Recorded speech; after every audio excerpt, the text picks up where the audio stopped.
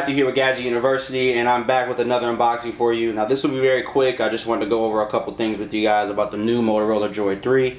Now it did come out today. It is on one contract, a 2-year contract for $199.99. Considering the lack of 4G LTE in this device, I think it's priced very competitively. But with that being said, this time they are coming with a 4-inch QHD display, which is a resolution of 540 by 960.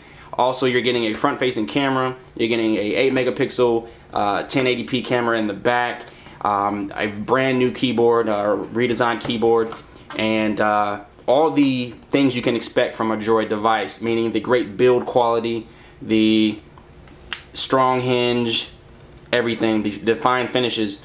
This device is very nice, guys. One thing I like about Motorola devices is if you do need to, you can turn this into a deadly weapon. I mean, this can really fight for your life here. You throw this at somebody and they're knocked out. But anyway, this phone here is very solid in the hands. Overall, it's very good. I've opened it up to get it activated and everything, and the keyboard is phenomenal.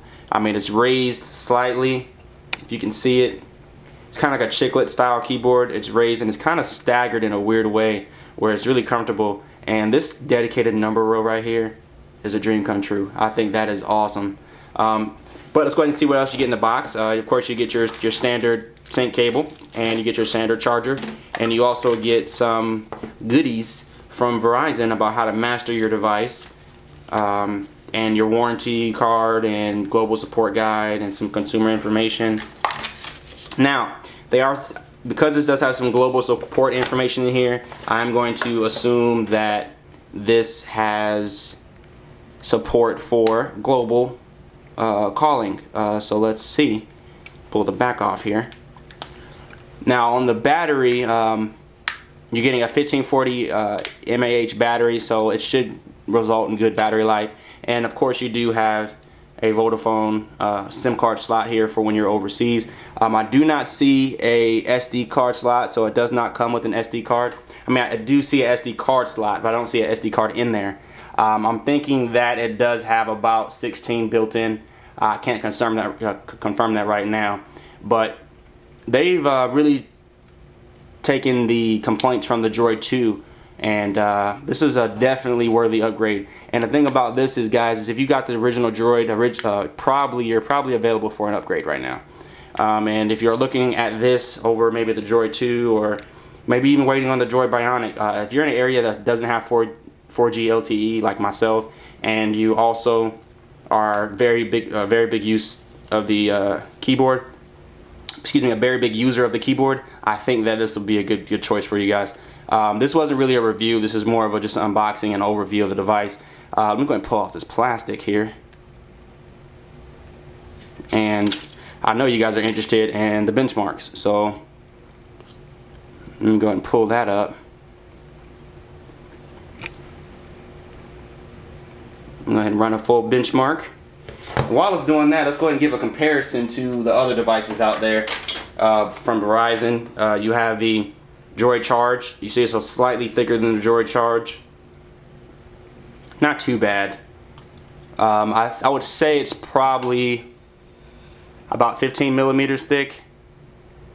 I can't really tell, but let's look at the Droid Incredible. And the Droid Incredible is about 12 millimeters thick, so you can see it is about 14 to 15 millimeters thick. It's actually thinner than the Droid 2. So I don't have a Droid 2 to show you, but it is thinner than the Droid 2. And here's the HTC Merge, which is about 11 millimeters thick. And, well, I have the iPhone, but it is in an OtterBox case, so I can't really show you exactly how thick it is. But the benchmarks are done, so let's go ahead and check on that. And it got a 2249. I'm not too sure about how great that is, considering that the Motorola Atrix, I think, got about a 2425 out of the box. Let's we're gonna run it one more time just to see. So that was a 2249, I think. Let's go ahead and remember that score.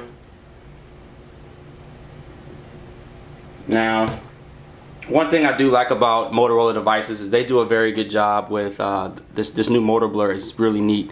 It actually is a big improvement over what we're used to in the past. This has a new version of motor blur. I'll show you in a second what the lock screen looks like, but it's actually pretty nice.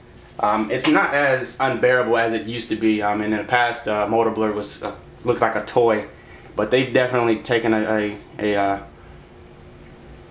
word from the users and finally upgraded the motor blur. Let's see what we're getting now, and actually got lower. I got a 14. One thing I do need to say though is I do notice that I have a sync logo up here. So since I just set the phone up, it is actually downloading a lot of files and apps right now. It's syncing up with my Google account. So this is just a little preview of what the benchmarks would look like, but definitely check back with me later on, and I will run them again, most likely again in the review. Let's see what kind of data speeds we're getting. Verizon in my area typically average between 750 kilobits to about 2 megabits, and right now I'm getting a 240 megabit connection, which is not very good. But guys, this has been my brief unboxing, and I hope I covered just about everything you wanted to know. I probably didn't even do a rundown of the device, which I forgot to. So 3.5mm headphone jack across the top, power button. You have your slot here to take your fingernail and dig out to open up the battery cover. Micro HDMI on the side, micro USB on the side. This does do the web top, of course. And you have HD video, 8 megapixel, LED flash, 1080p. So I'm gonna do some tests on that as well to see what that HD video looks like.